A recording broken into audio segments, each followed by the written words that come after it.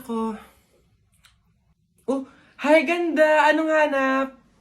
Ito na naman sila. O go na, ipakita nyo na lahat ng offer nyo kahit ano Di ko din naman kasi bibilhin, so go lang. Dali, patingin. Ito naman si Ma'am Palabiro, decision masyado. Hindi nyo naman masasabi. Ay, di ako nagbibiro Dali na, patingin. Sayang oras So, eto nga ma'am yung offer ko ay shadow. Eto, bagong labas to ma'am. 899 lang. Madami ng shades. Isang shade lang yung gusto ko Paano ba yan? Ops ma'am, di ka makakaligtas. Meron ako dito, isang shade lang. Ops, teka lang, isang shade nga gusto ko. Pero, rainbow. Meron kayong ganon? Gusto ko isang pahid lang sa talukap ng mata ko. Auto rainbow yung shade, ganon. May ganon kayo? Ganon ba ma'am? Wala po tamo, wala naman pala. Ikaw anong offer mo? Diyos ko. Ako ma'am. Nako, ito ma'am. Offer ko sa'yo, moisturizer sa pes at sa katawan. Nako, panigurado ma'am, magugustuhan mo to kasi pampaganda to ng balat. Ganun ba? Paano ba yan, maganda na yung balat ko. Ganun ba ma'am? Ma-enhance naman ma'am yung kagandahan ng balat at pampabata to lalo. Pampabata? Gusto ko naman tumanda tapos mamatay na. Papagamitin mo pa ako ng ganyan. Diyos ko naman. Ikaw ano sa'yo? Diyos ko. Ay nako ako ma'am, ito ang offer ko sa'yo. Paniguradong bibilhin mo tong collagen capsule namin. Ito ma'am, for health tsaka for refreshing. Ganon. Real talk? Parang mas kailangan mo yan. Bilhin mo na yan, ikaw na gumamit. Wala ka ng ganda parang pagod ka na mabuhay. Mas kailangan mo yan. Diyos ko, mga pinaglaloloko niyo talaga ako. Sige na, tawas lang naman yung bibiling ko dito. Sige. Kala mo maganda, hindi makaganda ang kalang hindi na sapunta. Uy, paano kaya kung nakita natin si Lord, no? Basta ako pag nakita ko si Lord, sasabihin ko, ingatan niyo yung family ko, ingatan niyo yung friends ko, tsaka yung buong mundo. Ako naman, basta pag nakita ko si Lord, sasabihin ko, bigyan niya ako ng madaming Ferrari tsaka motor, yung iba't ibang kulay. Ayun na yung sa inyo. Ako, basta pag nakita ko si Lord, sasabihin ko, Lord, isama mo na ako. Pre, di ba sabi mo matapang ka? Oo, bakit? Ano? Pindutin mo nga yung fire alarm. Ako? Pipindutin yan? Dali! Ano, hindi mo kaya? Takot ka Pakala ka pala Walang kabilib-bilib to sa akin. Ako matatakot? Fire alarm? Baka nga di na nagana yun. Tagal-tagal na yun. Tingnan mo Watch me Baka maging idol mo pa ako sino bakla? Dali, tumunog. Takbo! Aray, sira ulo tumunog. Takbo! Okay, huminahon po ang lahat. Kami po ay humihingi sa mga naabalang teacher at mga estudyante dahil po sa pagtunog ng ating fire alarm. Wala pong kahit anong sakunang nangyari dito sa school.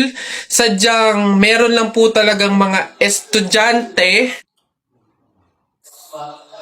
na nagtangkang pindutin po yung ating fire alarm. Buti na lang po at may CCTV at nakita natin kung sino yung pumindot nun. Kung kasi Gagi, ba't ako? Maloy ko bang uto-uto ka? Pantay ko ngayon. Kaya naman, pwede na po tayong bumalik sa kanya-kanyang faculty at classroom. Muli, pasensya na po. Pumunta ka sa guidance.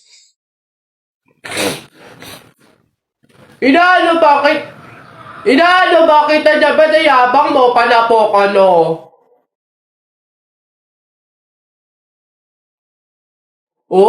sige, yabang mo dun Sumbong kita sa tatay ko, pulis yun suntok na kita. Aray! Tagal naman na order ko. Ayun na. Hello sir, ito na po order nyo. Ayan. Ayan. Okay na po, 812. Teka, halika. Ay sir, ano yan? Bakit dito ako kakain sa dahon ng saging? Paltan nyo to, nasan ba yung manager nyo? Tawagin nyo nga. Ay sir, good day po. Ano pong problema dito?